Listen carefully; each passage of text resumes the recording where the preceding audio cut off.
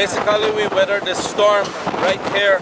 I was in my house till 6 in the morning yesterday when the roof started to blow off. Me and my family, there were about 14 of us, evacuated and went to the house right next door, which is the only place we could have moved to. And we saw roofs and big pieces of houses and boats just flying past us. We believe that the storm had the intensity of winds up to approximately 160 miles in gust, and in steady wind velocity about 130 miles. The lagoon in the back of us actually came all the way across the island. There was 3 feet of water all in front here. A lot of people were caught in that area. Most of the houses in the area, the low-lying areas, are totally destroyed. A lot of houses are gone.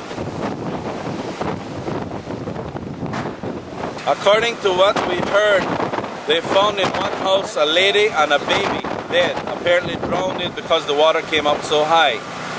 According to another guy, there was a family of 8, but that is unconfirmed. We don't know that for sure. One lady said that they were lowering her from her house and the water was all the way to her throat.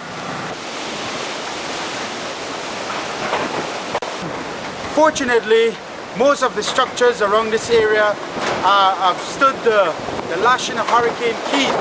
The back area of the San Pedro town is really damaged badly, but on the beach side, fortunately, not much damage has so far been reported, no?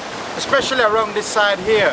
So we could pretty much say that the town will fight to rebuild itself again, and we definitely will do our best to keep on pushing to make it a success, especially with the tourism season opening up this November. We feel like we're going to bounce back very quickly.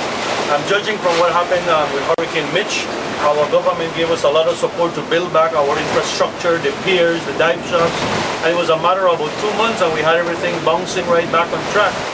Our biggest delay right now, I feel, will be the electrical power because practically everything is down. But we've been told already by DEL personnel that they will have a big team out here pretty soon, and it will be a matter of about a month and they should be getting the power back, right? Okay folks, well we're pleased to tell you guys that we've taken a bit of battering, but things are looking good on the seafront.